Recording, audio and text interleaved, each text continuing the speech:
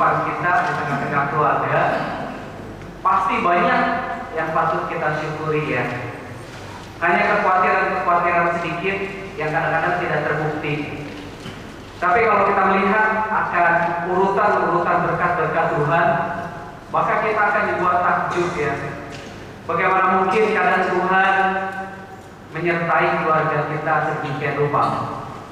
Maka tidak heran Daud di dalam doanya dia mengatakan, Tuhan, siapakah aku, siapakah keluargaku, sehingga Engkau memperlakukan aku seperti itu. Saudara, tiap kita diberikan berkat-berkat yang luar biasa di dalam kehidupan keluarga kita. Cuma kadang-kadang kita lebih cenderung condong hanya melihat akan kegagalan, segala kesulitan, sehingga mata kita tidak dibukakan bahwa Tuhan berkarya sangat unik di dalam kehidupan keluarga kita. Mari sebelum kita sama-sama merenungkan bagian firman Tuhan, saya ajak kita tundukkan kepala. Ya Allah yang kami panggil Bapa, kami datang kepadamu ya Tuhan. Kami bersyukur di hari perhentian kami boleh datang ke hadapan Tuhan. Tuhan, sekali lagi kami merasa beruntung kepada Tuhan, memiliki Tuhan yang sangat-sangat luar biasa, sangat baik di dalam kehidupan kami. Karena Engkau terus berfirman kepada kami dan menyediakan waktu kepada kami untuk kami boleh mendengarkan nasihat-nasihat firman-Mu. Tuhan, tolong hamba-Mu yang akan menyampaikan, biar Tuhan tolong segala kelemahan dan kekurangannya tidak menghalangi akan pemberitaan firman-Mu. Terima kasih ya Tuhan, tolong kami semua supaya kami juga boleh memiliki hati seorang murid yang mau terus dengar-dengaran firman-Mu. Terima kasih Tuhan, di dalam nama Tuhan Yesus kami mengucap syukur dan berdoa. Amin. Bapak Ibu saudara sekalian, mari kita ajak kita membaca kitab suci kita dari Kolose 3 ayat yang ke-18.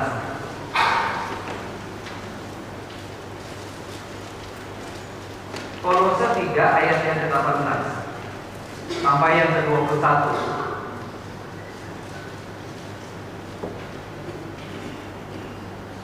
LAI memberi judul hubungan antara anggota-anggota rumah tangga. Hai istri-istri, tunduklah kepada suamimu sebagaimana seharusnya dalam Tuhan. Hai suami-suami, kasihilah istrimu dan janganlah berlaku kasar terhadap dia. Hai anak-anak, taatilah orang tuamu dalam segala hal, karena itulah yang indah di dalam Tuhan. Hai bapak-bapak, janganlah sakiti hati anakmu, supaya jangan tawar hatinya. Demikian jauh membaca firman Tuhan yang berbahagia kita sekalian, yang bukan saja membaca, merenungkan, tapi yang berkekatan untuk melakukannya. Bapak Ibu saudara sekalian, nanti Bapak Ibu jangan kaget kalau tiba-tiba di rumah sakit Bapak Ibu melihat ada seorang yang rada nekat datang mengunjungi anak-anak dengan kostum superhero. Karena saya memang dalam planning saya akan mengunjungi beberapa rumah sakit seperti yang saya lakukan beberapa minggu dengan guru-guru suami di sini. Saya datang ke bagian pavilion anak dan saya mengunjungi anak-anak, siapapun anak-anak itu, dari denominasi apapun. Tapi biasanya rumah sakit Kaset hanya memberikan saya waktu dan kesempatan hanya kepada umat Kristiani. Bagi saya tidak apa-apa, kalaupun saya bisa mengunjungi anak-anak dan saya bisa memberikan sukacita kepada anak-anak, itu adalah bagian yang sangat indah. Beberapa hari yang lalu saya mau ke rumah sakit Adi Husada. Saya udah siap-siap, udah siapkan kostum Kapten Amerika, udah lengkap semuanya. Udah saya mau bawa, saya mengunjungi Angel yang kena disentri. Udah saya planning ya, saya mau datang ke situ, saya mau mengunjungi. Saya juga ingin mengajarkan dia tentang konsep kepahlawanan hero. Tiba-tiba istri saya ikut saja. Hancur semuanya di planning saya. Istri saya pasti akan bilang jangan macam-macam. Karena memang rencananya saya mau perginya sendiri. Saya minta izin ke rumah sakit dan rumah sakit mengizinkan. Jadi saya mengunjungi beberapa anak dan juga jemaat. Lalu saya pakai kostum superhero. Bukan untuk gagah-gagahan, bukan untuk gagah-gagahan, dan juga bukan karena masa kecil berbahagia. Tapi satu yang saya ingin mempelajari, saya pikir tentang perilaku anak-anak. Anak-anak kan senang sekali ya sama superhero ya. Zaman saya dulu saya masih sukanya tokoh Flash Gordon, terus Power Ranger, terus banyak deh ya, banyak gitu ya. Sekarang banyak lagi sih. Secara anak-anak senang sekali sama figur-figur hero. Tapi saya pikir mereka lupa ya, anak-anak lupa bahwa sebenarnya dalam kehidupan mereka ada pahlawan yang mendampingi mereka, yaitu orang tua mereka. Papa, mama adalah superhero.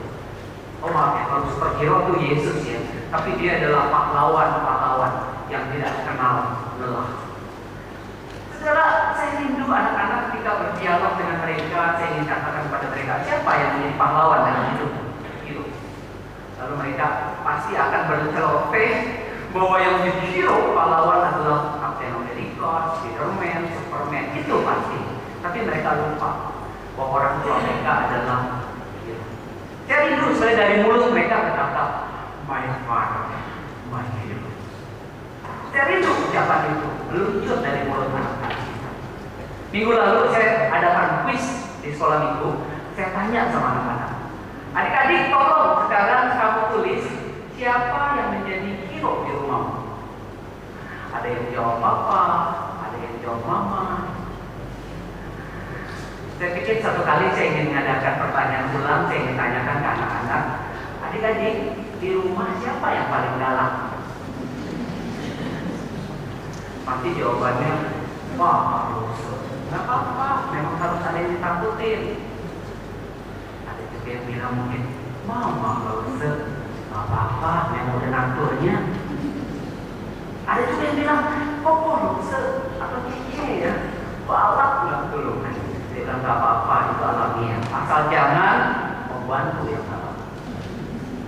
Saudara, seringkali dalam kehidupan rumah tangga ya, kadang-kadang secara hierarki anggota-anggota keluarga itu tidak menjalankan fungsinya dengan tepat, dengan pas.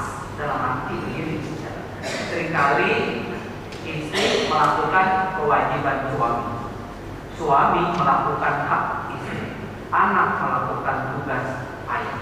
Ini kan kacau. Nah hari ini kita bersyukur ya, firman Tuhan di dalam jemaat Kolose, jemaat Kolose memberikan saran-saran praktis yang sangat luar biasa. Bagaimana hubungan orang tua, anak, sebuah hierarki. Sebuah hierarki. Ayah, ibu, anak. Next. Secara Alkitab memberikan gambaran yang sangat jelas. Apa itu suami, posisinya di mana, jelas dengan runut. Penulis Kolose menggambarkan itu. Yang pertama, apa itu suami? Silakan istri-istri bisa baca ya poin yang telah saya siapkan. Suami, apa itu suami? Singkatannya 1, 2, 3. Enak amat tuh ya. Suami bukan singkatan. Semua uang adalah milik istri. Coba yang setuju boleh angkat tangan. Siapa di rumah yang paling galak dan menguasai perekonomian keluarga? Angkat tangan. Saudara, pertama kita melihat apa itu suami. Next. Suami adalah kepala atas istri. Maka dia menjadi pemegang wewenang utama di dalam kehidupan rumah tangga, pada khususnya di dalam pola pembinaan dan pembentukan anak dan lain sebagainya. Jemaat Tuhan, ini posisi yang sangat strategis, posisi yang sangat penting, karena suami adalah kepala keluarga. Maka seharusnya posisi ini harus disadari oleh para suami, bahwa ia harus mampu menjadi kepala atas istrinya. Tapi kalau melenceng ke sana, melenceng ke sini di dalam keluarga, gak karuan, udah gak kebayang ya. Suami dia harus menjadi pemegang utama dalam pembentukan anak-anaknya. Kita gak bisa bilang di rumah, mah tugas saya cari uang. Aku yang memenuhi kebutuhan ekonomi, keluarga, semua aku. Terus urusan anak, didik kamu, karena kamu keibuan. Bukan, saudara. Itu salah, saudara. Kalau kita berkata bahwa tugas mendidik anak, itu tugas istri, salah, saudara. Itu menjadi tugas seorang ayah. Dan itu alkitabiah. Kita harus memainkan peran itu secara utuh, bapak-bapak. Saudara harus mampu menjadi citra bagi anak-anak, idola bagi anak-anakmu. Saya berharap anak saya tidak mengidolakan saya, karena saya melihat bakat minatnya berbeda. Dia suka musik, saya enggak suka. Saya suka, tapi nggak bisa main musik. Dia suka ini, nggak mungkin dong. Hansel suka sama papa, karena papa suka jadi badut. Jangan, saya bilang cukup saya. Saudara, kita harus bisa menjadi citra bagi anak-anak kita. Jika kelak dia akan berkata, aduh luar biasa papa dia memberikan dampak yang luar biasa di dalam iman, di dalam segala hal. Saudara, kita harus memainkan peranan ini secara utuh. Saudara harus menjadi citra, menjadi teladan bagi anak-anak. Jika anak-anak bukan berkata, my mother, my mother. Untuk membawa mereka dan menuntut anak-anak kita ke jalan yang pas, jalan yang benar, jalan yang tepat, bukan jalan yang salah. Dan kita bertanggung jawab untuk semuanya itu, karena kita harus mampu mendidik, menempatkan diri secara pas.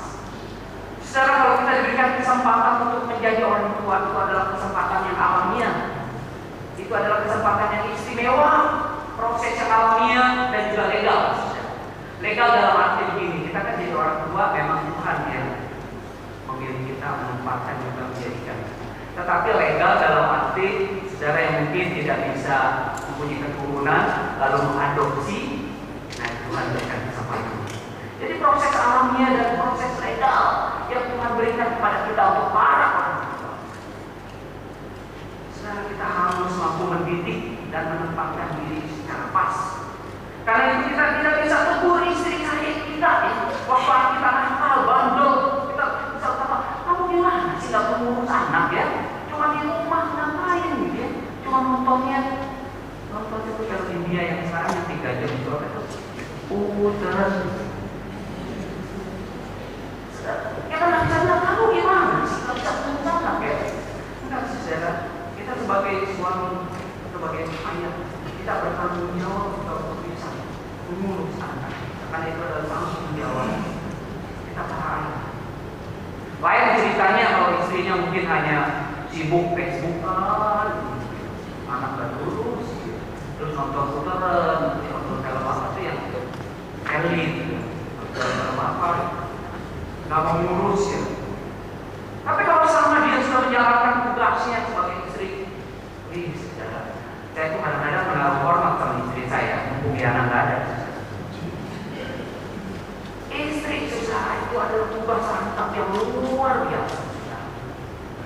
Saya kalau pagi melihat istri saya bangun pagi-pagi udah masak, terus telepon sambil gosok baju, ambil apa gitu. Gak pernah salah saudara ya. Gak pernah waktu telepon dia kita waktu gosok baju gitu, halo gitu. Enggak ya. Dia tetap ya mengerjakan itu baik biar ini. Tolong gini ya, tolong gini. Dia tidak pernah salah. Saya kalau mengerjakan sesuatu fokus saudara, fokus nggak bisa diganggu. Kemarin ketika di jalan tol, saya ngantar istri saya ke Lawang ke ITK. Saya serius banget nyetir, yang minjem mobil gereja. Tiba-tiba saudara begitu di pintu tol saya diteriakin, Pak, bayar. Saya baru masuk ke sana saudara. Istri saya kaget, kira saya nabrak orang. Petugasnya teriak semua.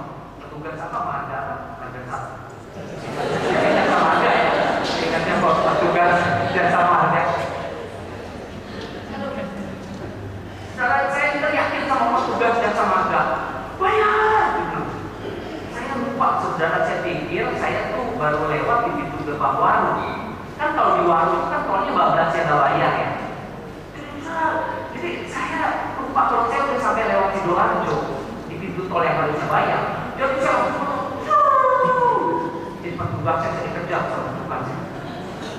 Saya dengan polos saya bilang, Pak ada apa? Lupa bayar tolnya. Oh bayar tak? Saya bilang. Oh bayar tak? Saya bilang. Loh biasanya saya nggak pernah bayar.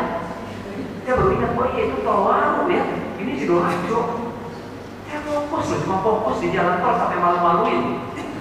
Seumur hidup saya baru ini kali ini ya malu di jalan tol. Ditagih 4.500. Saya diteriakin. Saya fokus cuma di jalan tol itu nggak bisa ya. Tapi istri saya sambil WhatsApp, sambil telepon, sambil cancel, mana? Nggak bisa ya. Jadi istri ini kita memberikan penghormatan, angkat topi buat istri-istri ya, yang mereka multitask, yang bisa melakukan pekerjaan. Bayangkan pekerjaan baby sister dilakukan dia, predikat koki dilakukan dia, akunting dia, terus apa lagi? Dia apa lagi? Akunting, koki, baby sister, terus teman dia itu. Saudara, bayangkan wanita melakukan seabrak tugas seperti itu, kita masih bisa bilang, kamu bisa ngurus anak enggak? Kita di kantor cuma melakukan tugas yang fokus satu, hanya satu ya. Paling kita mungkin menghubungi kolega kita, rekan bisnis kita masih bisa bilang, kamu gimana? Kok nggak bisa ngurus anak? Saudara, ngurus anak itu complicated ya. Sulit susah. Anak-anak sekarang tuh luar biasa ya, luar biasa aja. Tantangannya, mereka tuh luar biasa. Jadi kalau kita sebagai suami melihat tanggung jawab keluarga kelihatannya belum seimbang dan para ayah belum menjalankan perannya secara tepat, kita harus introspeksi. Karena mengatur, mengarahkan, bahkan mengawasi kehidupan rumah tangga itu adalah tugas kita juga. Hak kita. Kita punya hak itu, saudara. Kita para suami kita punya itu, saudara. Karena itu ingat, ikut adalah hakmu. Tampilkan dirimu bisa mengatur, mengarahkan anggota keluarga. Oh, saudara, seandainya saya tidak bisa menjalankan peran kita sebagai ayah dan suami yang baik, maka saya yakin rumah tangga kita akan mendatangkan puji hormat bagi Tuhan. Amin. Saudara, maka suami-suami kita harus ingat, kita punya hak untuk melakukan. Tapi kita juga jangan lupa, kita juga punya kewajiban. Maka kewajiban suami adalah mencukupkan keluarga, mengasihi, memimpin. Next, bukan mencukupi, tetapi tidak mengasihi. Sekarang kita nggak bisa bilang saya udah kasih uang ya, udah kasih uang, cukup udah. Jangan ganggu lagi. Berapa perlu uang dikasih? Mau sekolah yang bagus dikasih, mau sekolah ambil mungkin sepuasnya. Saudara, kita bukan hanya memberikan itu, kita juga harus mampu mengasihi. Sering kesalahpahaman terjadi di sini. Kita para suami kewajibannya hanya mengurus urusan rumah. Urusan rumah hanya istri. Mengasihi juga kewajiban suami terhadap istri dan anak-anak. Lalu memimpin keluarga itu untuk mau dibawa kemana. Sekarang saya prihatin dengan keadaan sekolah minggu saat ini ya. Karena saya melihat, saya sebagai pembimbing belum melakukan hal yang optimal juga, karena guru juga merasa mereka juga sulit gitu ya. Karena terus terang kita hanya kalau melakukan hanya dari pihak atau komisi sekolah minggu, terus terang sekolah minggu akan babak belur. Membutuhkan peran serta juga dari orang tua. Orang tua untuk memantau mereka. Karena tugas untuk mereka hubungan iman itu bukan hanya tugas dosen, tapi juga tugas orang tua. Oleh sebab itu, saudara, minggu lalu saya tanya ke anak-anak, saya adakan kuis, saya tanya, anak-anak permisi ya, tolong sekarang kamu kasih nilai buat papa mama kamu. Kamu kasih konten, kamu kasih nilai, berapa nilai papamu? Angka 1 sampai 10. Jadi kalau misalnya, kerohanian papa nih, papa rajin berdoa, kamu kasih 70, 80. Saudara, saya tanpa pikir panjang saya lakukan itu ke anak, malamnya saya nggak bisa tidur. Saya pikir, waduh, saya terlalu menghakimi ya. Saya nggak berhak untuk mengukur barometer kerohanian orang tua.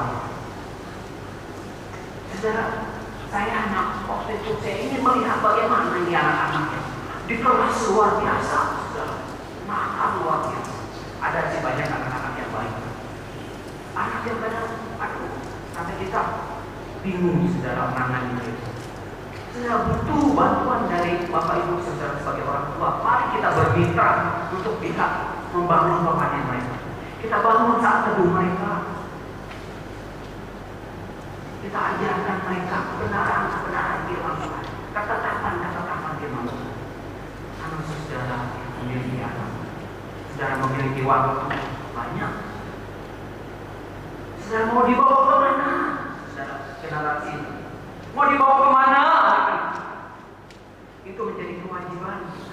Karena itu suami harus menjadi pemimpin yang mampu menjadi teladan bagi anggota keluarganya.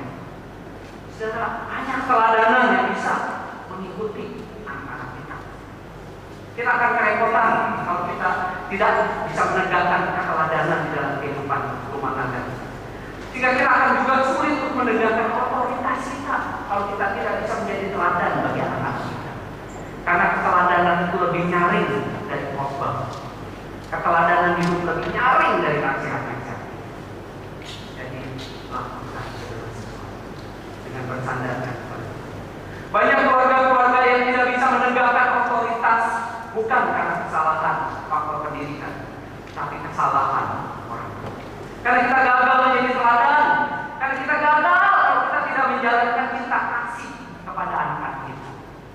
Secara saya berbicara lantang di mimbar ini bukan berarti saya juga sempurna. Saya juga bawa belur jatuh bangun. Saya ingat pendeta Timotius Fu. Satu kali dia bercerita di chapel. Saya ceritakan gak apa-apa ya, saya sebut namanya dan saya sudah minta izin. Secara Pak Timotius Fu ini kakeknya Kongnya dari Tiongkok. Dia punya anak 5, kalau nggak salah 5. Terus akhirnya dia datang ke Indonesia, migran. Ketika datang ke Indonesia, lalu saudara dia menjadi pendeta. Engkongnya Timotius Fu ini pendeta. Makanya nggak salah, kalau nggak salah gue lagi Pak Timotius ini keluarganya ada berapa pendeta ya? Berapa musuh? Fu, Samuel Fu, Timotius Fu. Nah, si kakeknya ini cinta Tuhan, dia melayani di Kalimantan, anaknya 5. Lalu setelah besar anaknya itu 3, yang laki-laki 3, sisanya perempuan.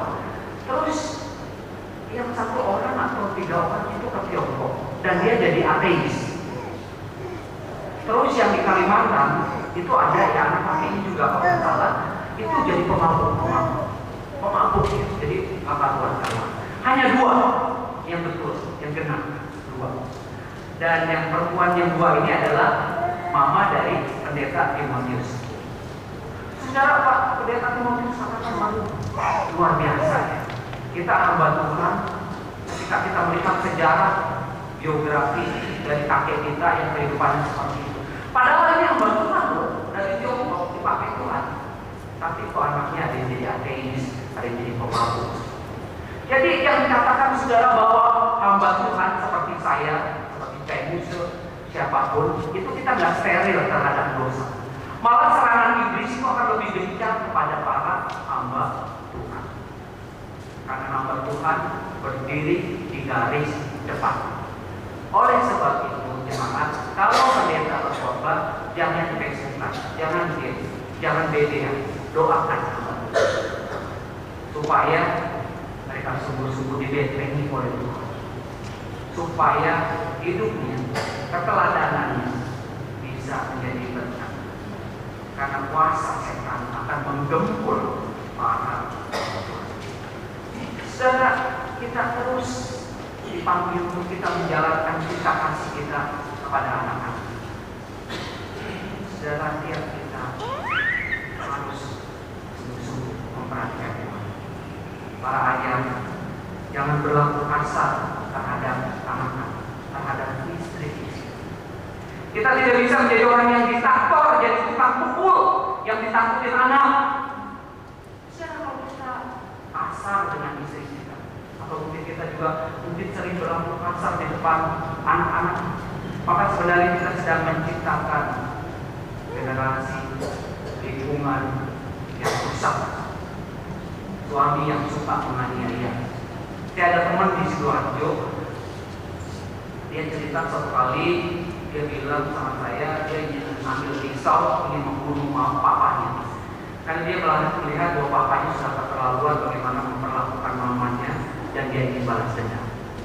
Dalam benaknya dia hanya terekam bagaimana dia harus menghabisi papanya. Kita bersyukur dalam konseling akhirnya dia menyadari kekeliruan. Sebenarnya hamba Tuhan loh, bisa punya niat jahat seperti itu. Apalagi kita, kalau kita berlaku kasar terhadap istri kita, maka anak-anak kita mereka akan terekam dalam memori mereka. Mungkin mereka juga akan memperlakukan itu. Pola asuh di keluarga akan dibawa lagi jika anak kita punya istri. Istrinya nanti juga akan disita, dipukul. Secara berarti kita sudah menciptakan kerusakan yang mengerikan. Kerusakan yang bisa merusak orang lain, lingkungan lain. Karena itu, sebagai suami, sebagai bapak, kita bukan alam wujud. Dengan seluruh wewenang kita, tapi kita mempunyai kewajiban. Suami tidak bisa hanya menuntut hak dan posisi, lupa pada kewajiban-kewajiban yang harus ditunaikan dan dipenuhi. Oleh sebab itu, saudara yang dikasihi Tuhan, hai para suami-suami, kita harus memperhatikan betul-betul apa yang menjadi kewajiban kita. Kita memang diberikan wewenang itu, tetapi kita bukan menjadi orang yang memperolehkan. Saudara, memang tidak mudah menjalankan fungsi kita sebagai ayah. Satu pihak kita kadang mesti tegas, tapi kadang-kadang menghadapi anak sekarang, zaman sekarang kita juga harus bijaksana. Tidak mudah. Saudara, saya ingat Martin Luther. Martin Luther adalah seorang tokoh reformator yang luar biasa ya. Tapi dia mengalami kesulitan di dalam hidupnya ketika dia mengucapkan doa Bapa Kami. Dia harus berjuang mati-matian mengucapkan doa ini karena dalam benak dia papa itu bagi dia adalah orang yang kaku, orang yang kasar, orang yang acuh, dingin. Maka ketika dia berdoa Bapa Kami, dia membayangkan apakah Tuhan seperti itu. Oleh sebab itu, secara sebagai orang tua kita harus bisa mendorong diri kita supaya kita juga boleh menjadi teladan bagi anak-anak kita. Anak-anak belajar dari apa yang mereka lihat setiap hari, bukan dari luar, bukan dari lingkungan ekstern, tapi dari apa yang ada di rumah. Oleh sebab itu, kalau untuk mengukur kerohanian, paling jujur itu di rumah. Kalau di gereja nggak bisa. Di gereja orang bisa santun, bisa luar biasa, tapi kalau di rumah kelihatan celah. Oleh sebab itu, saudara, mari kita jadikan diri kita menjadi citra diri yang seutuhnya, menjadi orang tua yang menjadi teladan bagi anak-anak. Lalu yang kedua, saudara, panggilan sebagai orang tua juga berlaku bagi istri. Next. Istri. Saudara, di dalam keluarga seperti apa istri? Nggak ada singkatannya istri ya. Kalau suami tadi ada ya. Secara Alkitab mencatat istri adalah penolong atas suaminya. Penolong ya, bukan perongrong. Istri merupakan orang yang menerima wewenang dari suaminya untuk pembentukan dan pendidikan anak. Karena itu pendidikan dan pembentukan anak itu harus dipercayakan kepada keluarga kita. Jadi kita tidak bisa berkata, oh istri aja tidak. Sebetulnya itulah yang kita mainkan. Istri punya mandat, punya wewenang dari suami. Karena itu kalau dalam praktek dalam hidup kita ya, praktis saja. Kalau misalnya istri bilang gini, Pak, ini anak nggak bisa diomongin. Mungkin karena nggak taat, istri lapor sama suami. Ya. Pak, ini anak ini gimana nih? Tolong deh, 4 mata. Kita bilang sama suami, mesti gimana? Nah terus suami di depan anak yang bilang, kamu gimana sih? Itu aja nggak bisa. ngurus anak begitu, masalah cuma begitu aja sepele gitu. Jangan, saudara. Karena dengan begitu kita sedang merendahkan istri kita. Kita akan melunturkan semua harga diri istri kita di depan anak-anak. Ingat, suami memang yang memberikan wewenang kepada istri secara langsung. Jadi panggil anaknya, dipanggil, kamu kenapa? Ya. Kudu dibilangin. Kalau dia salah melanggar ini gitu. Kalau kamu melakukan kesalahan sama mama, jangan begitu ya. Bicara tepat-tepat. Saya lakukan seperti itu. Jadi kalau dia misalnya Hector melakukan kekeliruan sama istri saya nggak serta merta. Saya panggil, saya berdua pergi dari hati ke hati. Atau seringkali saya kan senang pijet ya, senang pijet. Jadi anak itu saya pijet. Jadi dia relaksasi, saya pijet. Sambil saya nasihat, masuk terus saya. Jangan waktu mereka marah, istri marah, anak marah, terus kita ada di situ sebagai pembela. Gak bisa, efektif. Anak perlu dibilangin, kita bilang, jangan begitu sama mama, jangan begitu. Kita juga bisa menjadi suami yang dalam rangka bisa mengangkat anak-anak. Tidak bisa memukul, saudara. Kita orang tua yang punya anak remaja, jangan sekali-kali pukul. Mungkin kalau masih umur 12 tahun ke bawah, masih kamen itu boleh dipukul. Tapi kalau mau dipukul hanya bagian-bagian organ tubuhnya yang tidak mencelakakan ya. Dan bentuk pukulan juga bukan kebencian, tapi dalam rangka mengarahkan anak kita untuk hal yang lebih baik, dalam rangka mendidik mereka. Saudara, kita perlu meminta hikmat Tuhan supaya ketika kita memproteksi anak-anak kita, kita tahu bagian-bagian. Saudara, hari ini kalau kita tidak sungguh-sungguh memperhatikan firman Tuhan dan kita tidak sungguh-sungguh bersandar pada Tuhan, kita generasi saat ini sedang menciptakan anak-anak yang brutal, yang suka melawan. Karena nantinya anak-anak kita maunya mereka melawan. Kalau mereka disuruh bangun dari tidur, mereka lebih milih tidur. Suruh saat teduh sama lihat Facebook, mereka pilihnya lihat Facebook. Suruh ibadah, nonton film, mereka akan lebih pilih naturnya berdosa aja akan seperti itu. Sekarang kita harus berpacu dengan waktu. Saudara, memang tidak mudah mendidik dan membimbing anak-anak kita. Kadang kita juga tidak bisa pas menjalankan peranan kita terhadap anak-anak. Karena itu istri juga harus ingat. Istri sebagai penolong suaminya, menolong termasuk juga dalam mendidik anak-anaknya dengan memenuhi dan menjalankan tugas dari delegasi yang diterima dari suami. Tentu tugas delegasi itu bukan paling formal. Pagi-pagi bilang, Pak, siap. Mau terima apa hari ini mandatnya? Siap laksanakan. Nanti sore bilang, Pak, udah selesai urusan rumah tangga. Bukan, saudara. Kita harus alami. Kita memainkan peran kita dengan baik sebagai istri. Saudara, tugas delegasi itu harus dijalankan dengan seimbang, dengan pas. Saudara, next istilah istri di dalam bagian firman Tuhan ini ya, bahkan juga di Efesus dikatakan istri sebagai penolong, saudara. Istilah ini jangan dipandang, saudara, bahwa ini lebih rendah. Bukan, saudara. Sama, saudara.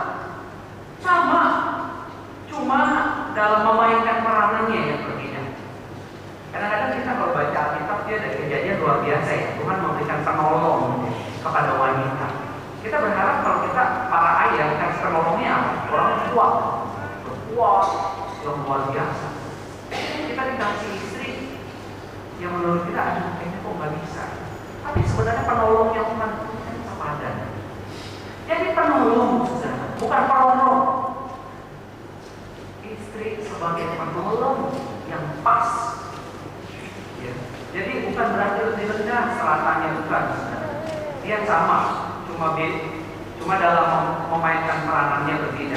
Satu memimpin ayah, satu penolong. Dua-duanya memerlukan kesatuan. persatuan dan kesamaan.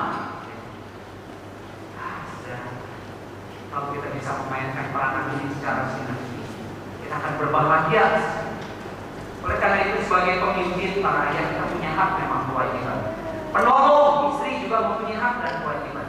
Maka seorang istri hendaknya terus menjalankan tugas dengan setia dari wewenang yang diberikannya untuk mendukung suaminya. Istri punya tugas dari suami, suami juga dapat tugas dari Tuhan. Saudara, setiap kita didelegasikan masing-masing dengan tepat. Pembagiannya kudu jelas. Istri nggak boleh dominan, ya. Suami harus seimbang. Saudara, sebab kalau tidak kita akan mengalami kebincangan. Realita kehidupan kan seringkali. Kemarin saya ketika berbicara dengan dosen IPA, ya saya katakan, Pak, saya ketika mau berkhotbah ini, apakah saya cukup realistis mengatakan kalau di kota besar seperti metropolitan Surabaya ini, di mana kadang karena tuntutan ekonomi, istri juga harus bekerja. Bagaimana Pak ini? Lalu Pak Bu Mulia bilang, ya, yang penting kita harus menjalankan peran kita secara seimbang. Istri kerja, tetap kerja. Dalam rangka memang ini mendukung ekonomi keluarga. Bukan gagal-gagalan, ya. Jangan bilang, aku juga kerja, ya. Pak, aku juga kerja loh. Income pun luar biasa loh, lebih besar dari kamu. Ya. Kamu mesti, bikin laporan keuangan. Nggak bisa secara itu. Bukan seperti itu. Kita kerja bukan gagal-gagalan, tapi sungguh mempersiapkan keluarga. Jadi istri nggak boleh karena dia misalnya selerinya lebih tinggi, ya, maaf ya saudara mungkin yang selerinya lebih tinggi, akhirnya di dalam pengambilan keputusan dia. Dan kadang-kadang salahnya juga suami juga sama, ya. Ketika Pak ini gimana ini putusin, aku yang udah putusin kan aku jadi. Di depan anak kita bisa bilang begitu. Udah, akhirnya anak nggak respect. Ini papa model apa nih? Kepala keluarga mau ngambil keputusan mama. Akhirnya mamanya yang begini. Besok-besok kan deh. Akhirnya bangga. Saudara, kita perlu terus lagi. Ada suami yang selalu meng-take over. Semua maunya dia. Akhirnya istrinya dilalaikan.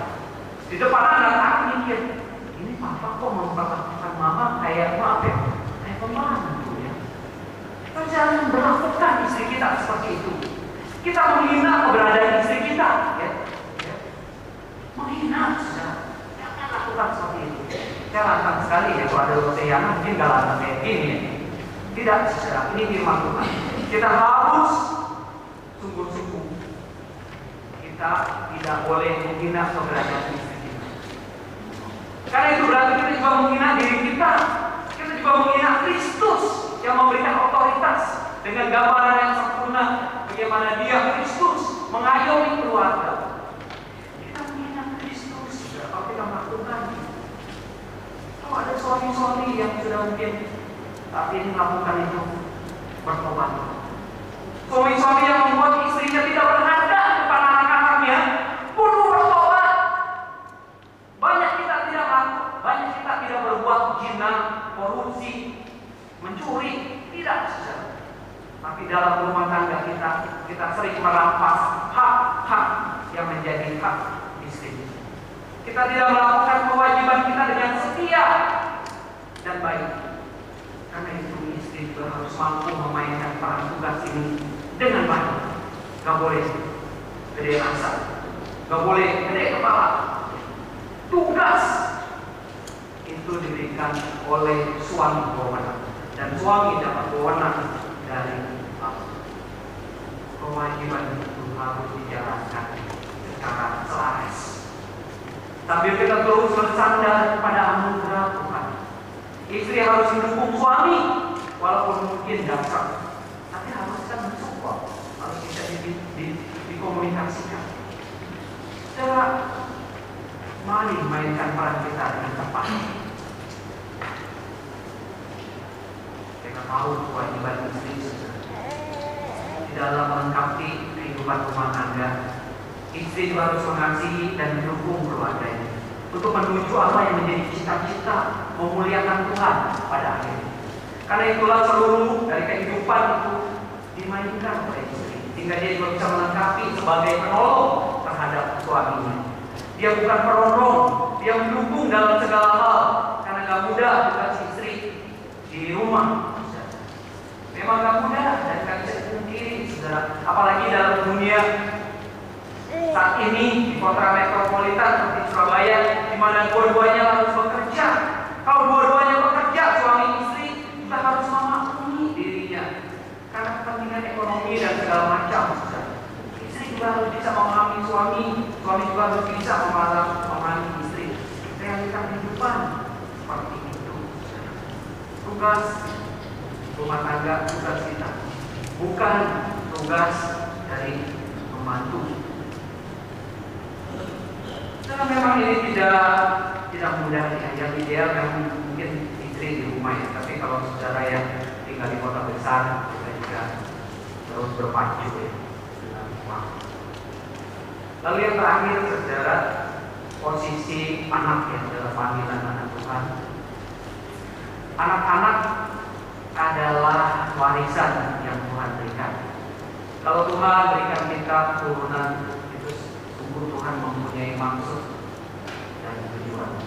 Oleh sebab itu, saudara, meskipun ini bukan dalam ibadah keluarga, saya ingin mengingatkan para anak ya, yang di sini yang masih jadi anak. Ingat ya, orang tua itu adalah wakil Tuhan.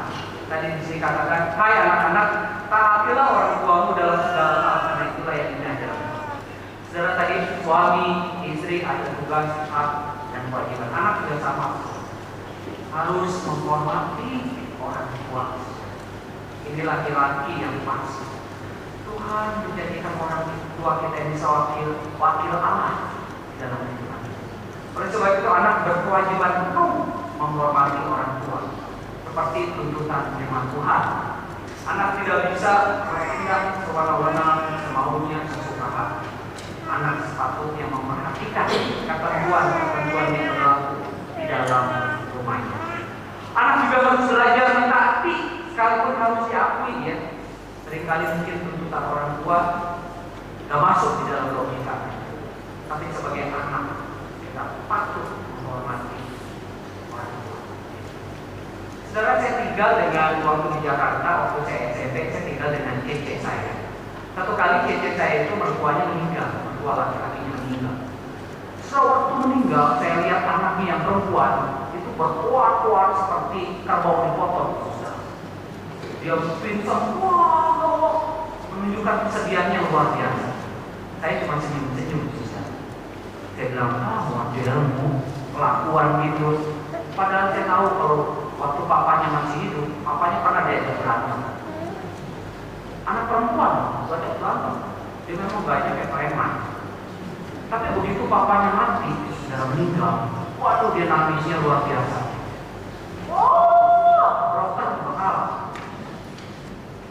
Saudara, percuma kalau orang tua sudah mati ya kita berbakti apapun ada nilai. Jadi selama orang tuamu masih hidup, hormati orang tuamu hari ini. Berikan apa yang menjadi kesukaan orang tua. Karena ketika kita mati, bukan mati. Ketika orang tua kita mati, kita mau beli makanan yang enak gitu. Kita mau beli makanan yang bersuka. Tadi kita jadi setiap anak dipanggil oleh Tuhan. Tentu dengan ketentuan lain juga banyak hak dan kewajiban yang harus dilakukan. Tapi saya akan meningkat saja secara setiap kita menerima tugas dari Tuhan. Panggilan Tuhan nyata di dalam kehidupan kita untuk kita menjalankan peran kita secara fungsional. Ingat ya, fungsional. Relasional, bukannya fungsional. Seringkali kita dalam kehidupan keluarga, seringkali kita hanya memahami konsep fungsional. Misalnya begini, suami pulang ya kerja, air panasnya udah siap belum?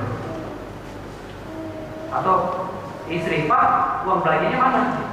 Jadi komunikasinya hanya fungsional, butuh sesuatu bicara.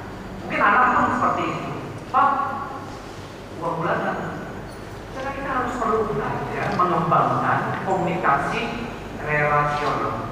Relasional misalnya gini saja. Kalau kita istri sibuk pagi-pagi, kita nggak bisa bilang, "Mah, udah siap belum air panasnya?"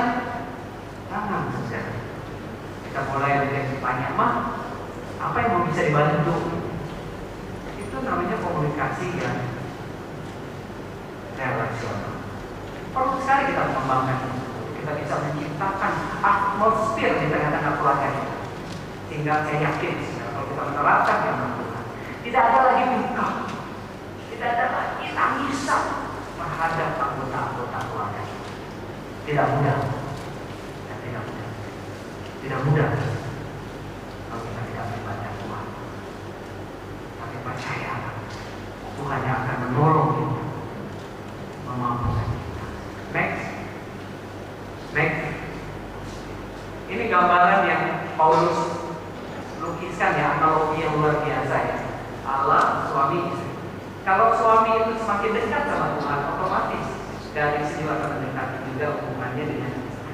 Gak bisa suami cuma taat sama Tuhan, sama istrinya pikiran.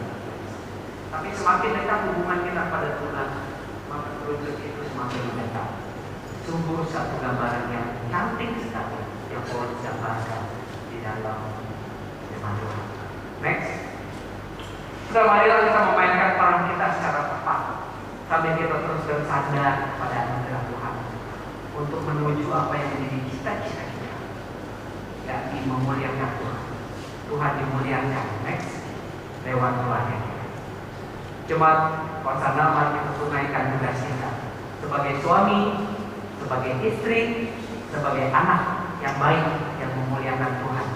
Di atas semuanya itu, biarlah hubungan antar pribadi didasarkan dan dikuasai oleh kesadaran bahwa Yesus Kristus adalah Tuhan di dalam keluarga kita, sehingga hidup kita boleh terus mengarah pada Dia saja yang menjadi andalan di dalam kehidupan kita. Kiranya firman Tuhan menolong kita. Mari kita tundukkan kepala.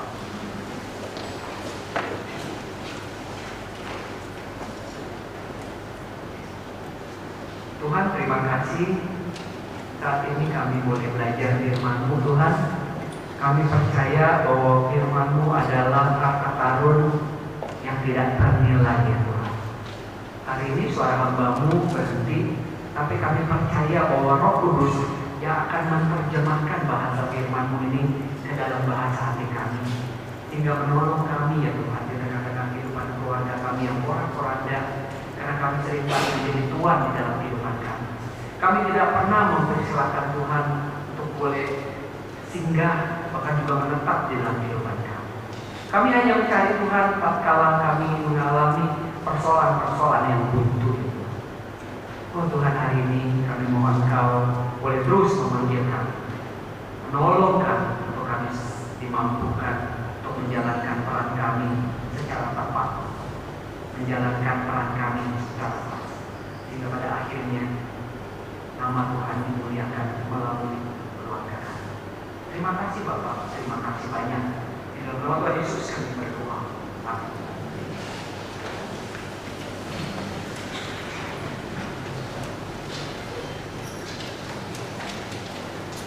Ya, jemaat sekalian, tadi Pak Jum mengatakan bahwa sebagai seorang suami